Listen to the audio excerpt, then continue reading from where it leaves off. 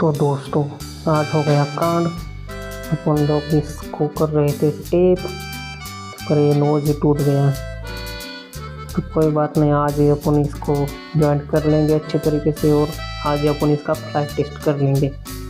जब दिन खराब हो तो ऐसा ही होता है दोस्तों। पिछले 10 दिन से अपन लोग बना रहे हैं, 90% इसका वर्क कंप्लीट हो चुका है।